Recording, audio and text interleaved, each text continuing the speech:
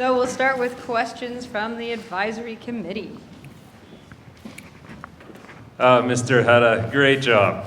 Great job. When you started with your little picture this, I think you could have a great career in radio. Your voice was awesome. I have a couple questions. I'm going to ask you one. I'll pass to Edward, and then I'll ask you the other one.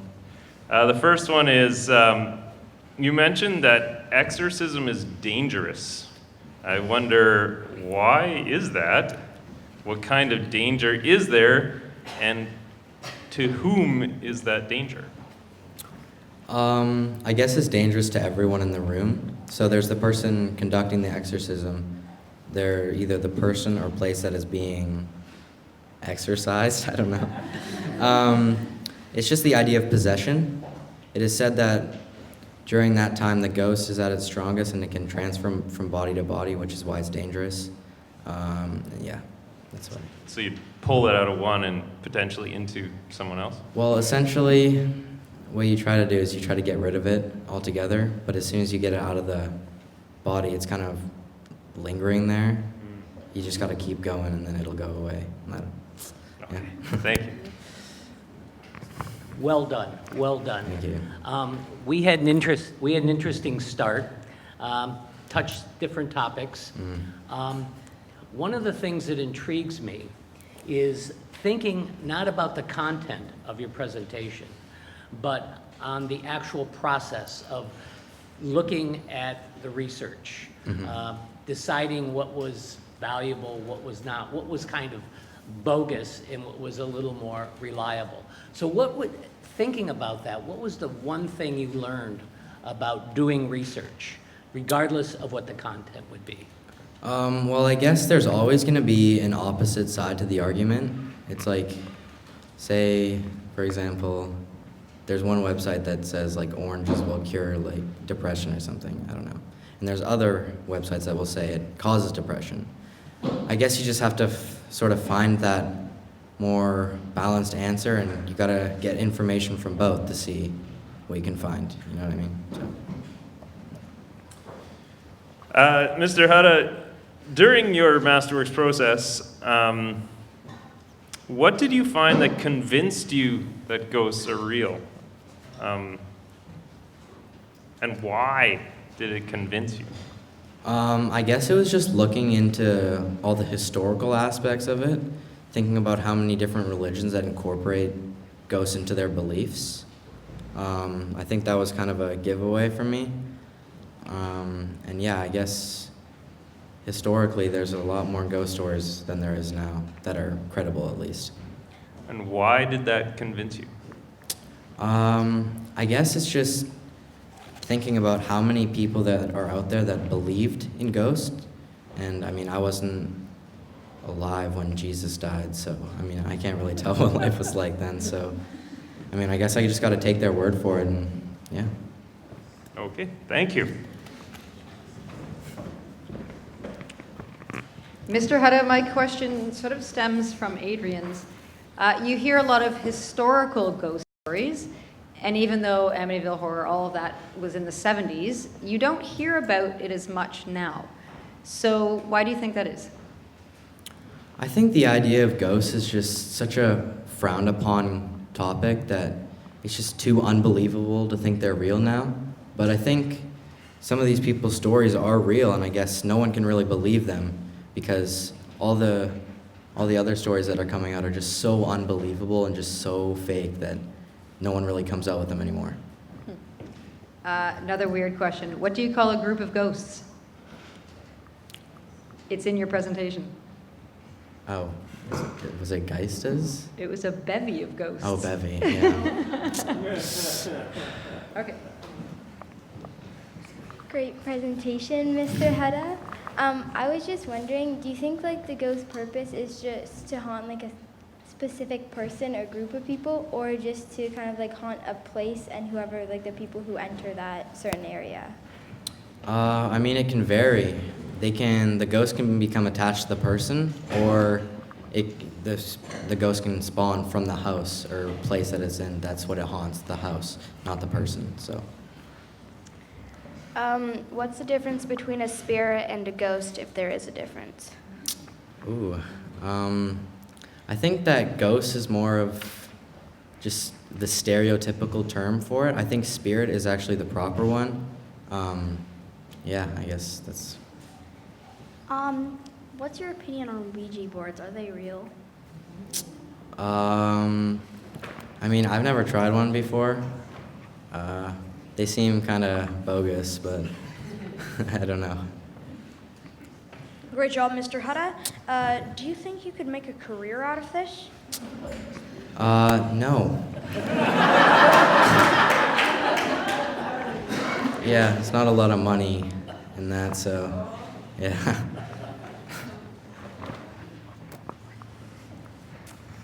Going back to that electromagnetic field detector, how high would it have to be for there to be a ghost, and what is the average amount? Ooh, that's a good question. That didn't actually come up in my research, but I assume it has to increase quite a fair bit, just as the temperature and cold zones have to decrease for you to know if there's a ghost, so I'm not completely sure. Well done, Mr. Hudda. I have a question. Since you've learned more about ghosts, has that helped your fear go away, or has it made it worse? It's made it worse, yeah. Sometimes I'm just lying in bed and I'm thinking about my Masterworks, and then I think of a spooky ghost, and it's like, okay, no sleeping for me.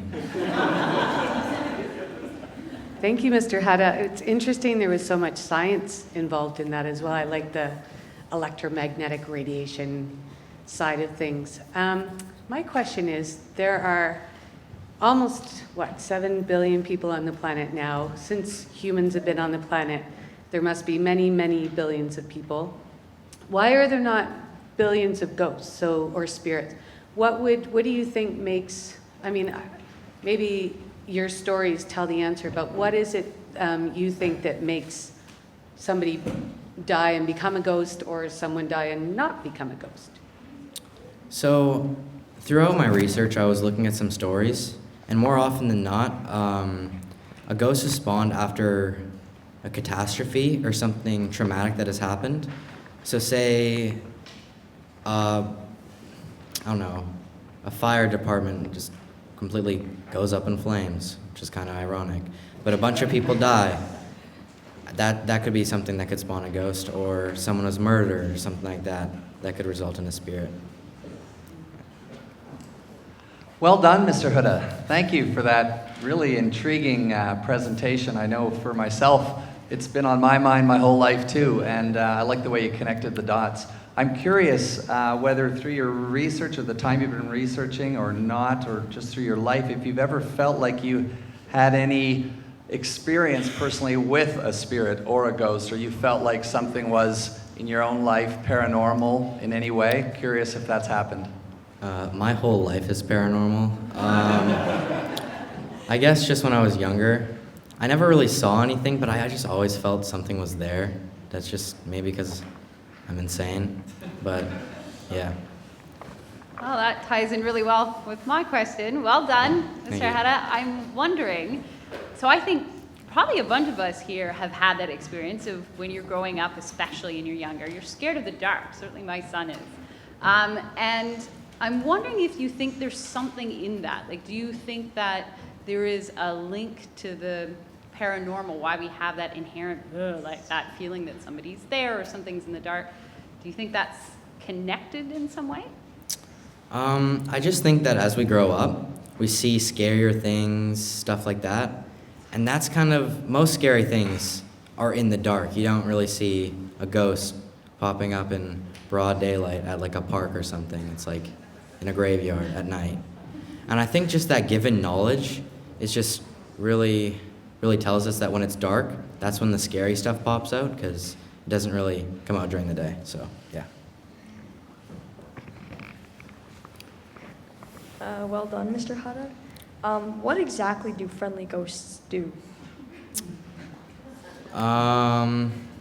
Well, based on a TV show that I watched called Big Mouth. I mean, he just plays piano and sings. So maybe that's what they do.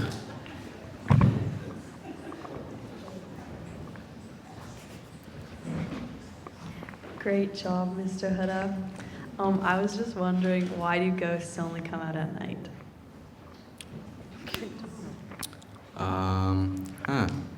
It's a good question, Miss Massey. I mean, I can't really answer that question. I just think that ghosts, maybe they're nocturnal.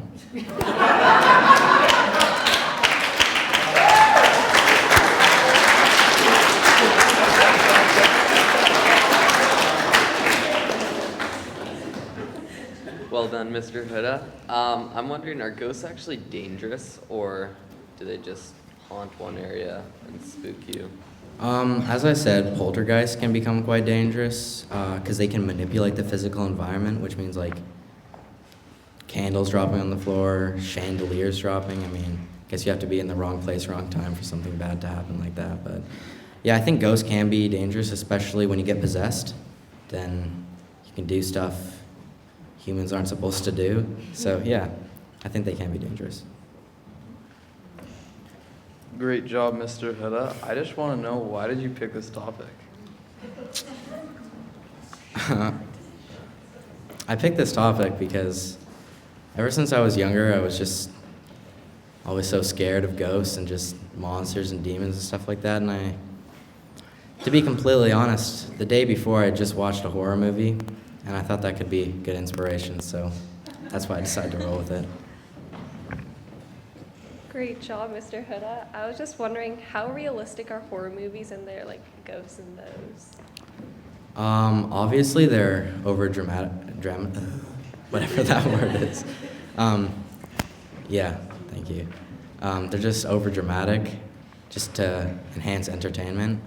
I'm pretty sure that it could be equally scary. I mean, I don't know, but I think just the action, the stuff that happens is just a little unrealistic and stuff like that. Yeah. Great job. Is 3 a.m. really the haunted or ghost hour? I mean, YouTube says it is, so it must be.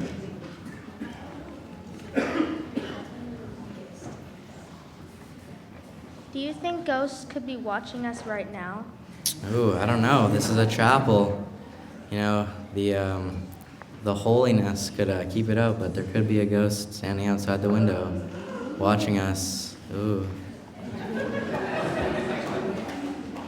Great job. I was just wondering, in your opinion, what do you think is the most creditable ghost story that you've researched or heard? I feel like the most credible ghost stories I've researched and I think are actually real are the ones with the paranormal investigators. Just because I feel like there's a lot more detail and research that goes into those investigations than just some guy saying he saw a ghost, you know what I mean? So yeah. Very well done. I was wondering, have you had any contact or sightings with the paranormal? No, I have not. A little bit different. I'd like to know, most people probably haven't seen ghosts, but a lot of people have had their cards read or been involved with a clairvoyant. So can I have hands up if you have had something like that? Had your cards read or spoken to someone who's seeing your future, fortune telling? Yeah, I think it's quite interesting because it's sort of like the light version of ghosts. So, Mr. Hudda, can you comment on that? Like, have you had an experience with a clairvoyant, someone who's talked to you about your future or knows about you without knowing you? Well, my mom says if I don't step it up, my future is going to be working at a gas station, so I guess that kind of counts. Vera, you're a clairvoyant.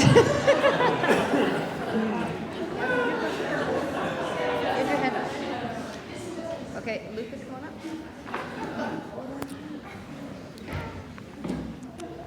Great job, Mr. Hudda. Is there any way that we can make Ghostbuster technology? I'm not really sure. The plasma rays or whatever seem kind of out of this world. But yeah, I'm pretty sure there's ways to capture ghosts on camera with special technology and stuff like that, but I don't think there's any way we can trap them. Great presentation, Mr. Hudda. Do you think that ghosts can die of natural causes? Like, can they die of old age? And also, do you think ghosts can reproduce?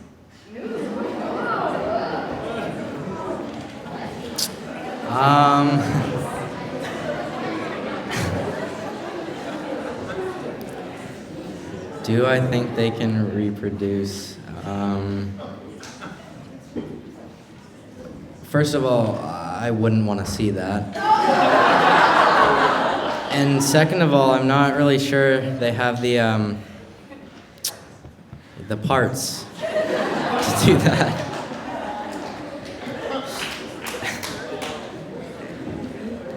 I think we'll probably end on that note before we go down a rabbit hole. Because it is just before lunch, I think I'm looking to the advisors for a head nod, thumbs up. Edward, thumbs up? Okay, I have an announcement to make then. I would like to announce that Mr. Jalan Hudda has met all the requirements of the Masterworks program at Island Pacific School.